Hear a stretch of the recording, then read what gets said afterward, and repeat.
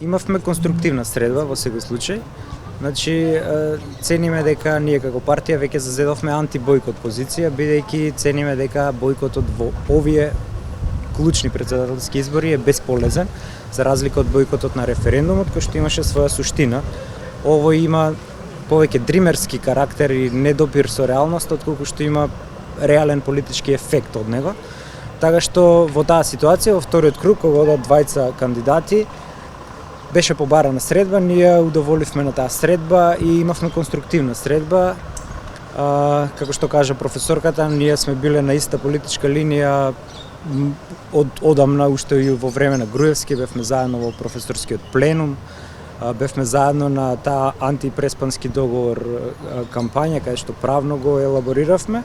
Имаме точки кои не спојуваат, но и точки кои не разделуваат. На средбава беше отворено прашањето повеќе за преспанскиот договор и правните механизми кои би стоеле евентуално во иднина, бидејќи институцијата претседател е клучна во меѓународните односи, но дефинитивен став ние немаме се уште, ние не можеме бланко да дадеме поддршка, ние имаме органи во партијата и се надевам до предизборниот мол ќе го имаме нашиот дефинитивен став, дали отворено ќе ја поддржиме професорката или ќе останеме на нашата антибојкот позиција.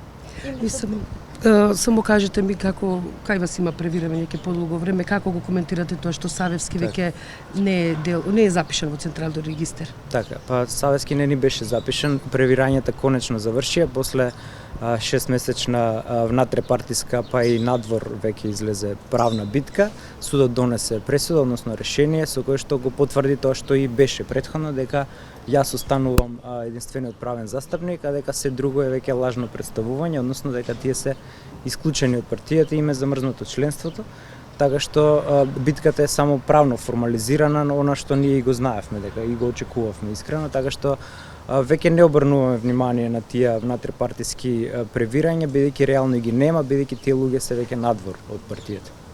Освен тие превирања имаше и обвинување дека вие се борите за лични интереси и во контекст на тоа ја толкува и поддршката ваша за кандидатката професорката Силјановска. Се гледате ли можеби вие во незиниот кабинет ако таа победи на претседателските избори?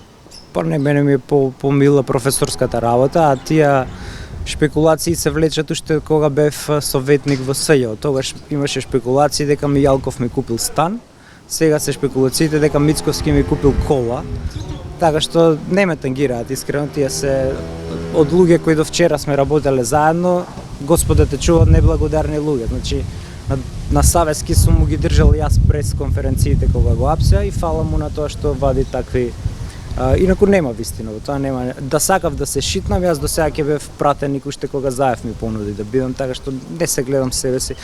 Нашата цел е левица, впрочем ние во самата наша програма имаме забрана за предизборна коалиција.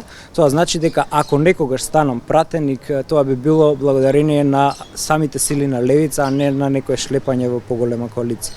Впрочем јас не се гледам себе си повеќе како политичар или не знам како месија, туку како професор по право и тоа за сега ми е доволно. А кога ќе ги дознаеме конечните исходи од оваа средба? Па за ден-два би требало президиумот да заседава и да донесеме конечна одлука и да го јавно соопштиме ставот.